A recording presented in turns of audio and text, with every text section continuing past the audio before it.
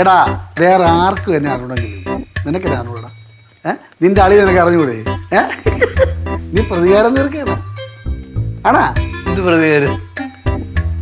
ഗൗരിമോളെ, നിനക്ക് അവൻ്റെ കാര്യം കേൾക്കും. എൻ്റെയും നീലുവിൻ്റെയും കല്യാണം കഴിഞ്ഞ സമയം അന്നതാ ഏവായി ഇത്രയേ ഉള്ളൂ. മൂക്കളെ ഒലിപ്പിച്ച് ഒരു കുട്ടി നിൽക്കിട്ടുണ്ട്. നമ്മൾ എവിടെ പോയാലും അവൻ കൂടെ വരും. ഒരു കല്യാണത്തിന് പോയാൽ വരും, അടിയന്തരത്തിന് പോയാൽ വരും, സിനിമയ്ക്ക് പോയാൽ വരും, അമ്പലത്തിൽ പോയാൽ വരും. സിനിമയ്ക്ക് പോവുകയാണെങ്കിൽ നമ്മൾ രണ്ടുപേരും ഇടയ്ക്കേ ഇരിക്കും.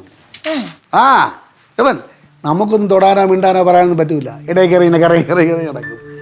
രാത്രി ഉറങ്ങാൻ കിടക്കുമ്പോഴാണ് ഞാനും നീരും കിടന്ന് ഓടാൻ ഒരു 5 മിനിറ്റ് തകയണ്ട. അപ്പം തൊട്ട് വന്നിരിക്കും കരഞ്ഞോണ്ട്, ചേച്ചി എനിക്ക് മുള്ളണം എന്നിട്ട് കൊണ്ട് മുള്ളിച്ചിട്ട് തിരിച്ചവൻ്റെ റൂമിൽ പോകില്ല, കിടക്കാൻ പോകില്ല. അച്ഛൻ്റെ അമ്മേനെ പോയാണ് കിടക്കുന്നത്, പോകില്ല. ഞങ്ങൾ രണ്ടുപേരും ഇടയിൽ കയറി കിടക്കും. അതെ വെറുതെ കിടക്കും, വളഞ്ഞാവട്ടെ. ഒന്നുമില്ല പൊടി വാറ്റ കൊട്ടടിച്ചു കൊടുക്കും. കരഞ്ഞുകൊണ്ട് ഇയാളെ വഴി പറക്കും. അതിന്റെ വാശി ഇപ്പൊ അവൻ തീർക്കുകയാണ്. എടാ മോനെ, ഞാൻ ഒരു കാര്യം പറയട്ടെ. നിങ്ങളെ അഭിപ്രായമോ കൊഞ്ചരും കളിയൊക്കെ ഞാൻ ഇങ്ങനെ മാറി ഇന്ന് ആസ്വദിക്കായിരുന്നു. ഇടാ കല്യാണം കഴിച്ച് 4 മക്കളുമായി. ഇതാണ്ടാ ഇപ്പൊ അപ്പൂപ്പനായി. ഇനി എന്തോന്നടാ എനിക്ക്?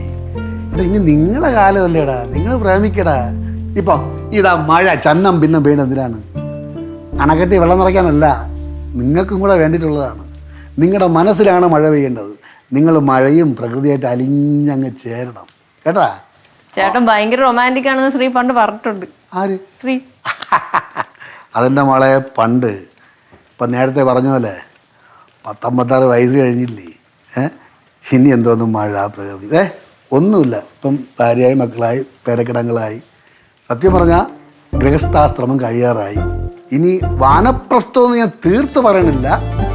പല അമ്പലങ്ങളിലും പോകണം, ഭജനമിരിക്കണം, ഒരുപാട് സ്ഥലങ്ങൾ കാണാനുണ്ട്.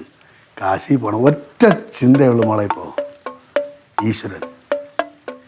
ഈശ്വര ചിന്തയിതൊന്നേ മനുജനു ശാശ്വതമേയുലകിൽ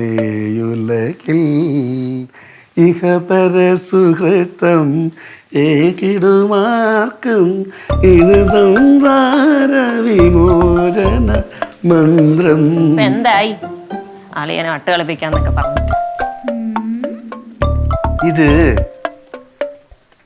ഇതെനിക്ക് അങ്ങോട്ട് വിശ്വാസം വരണില്ല. ഇതിങ്ങനല്ല.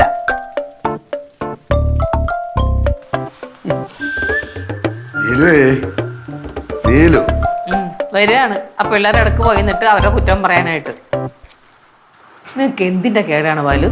അവരിപ്പോ കല്യാണം കഴിഞ്ഞ പിള്ളേരല്ലേ, അവർക്ക് എന്തെങ്കിലും പറയാനോ ചെയ്യാനൊക്കെ ഉണ്ടാവും. അതിനിടക്ക് പോയി വായും പൊളിച്ച് നിൽക്കേണ്ട ആവശ്യം വല്ലതുണ്ടോ? നിങ്ങൾക്ക് ഇഷ്ടപ്പെട്ടില്ലേ നിങ്ങൾ ഇങ്ങനെ നീറ്റ് പോരണം. പണ്ട് TV കടയുടെ മുമ്പിൽ പിള്ളേരെ ഇങ്ങനെ വായും പൊളിച്ച് നിൽക്കില്ലായിരുന്നോ? അതുപോലെ വായും പൊളിച്ച് നിൽക്കുക. ശ്രീകുണ്ടുണ്ടായിരുന്നു ഈ പണി. നമ്മളെ കല്യാണം കഴിഞ്ഞപ്പോ നമ്മൾ ഇടക്കുന്ന് മാറില്ലായിരുന്നു.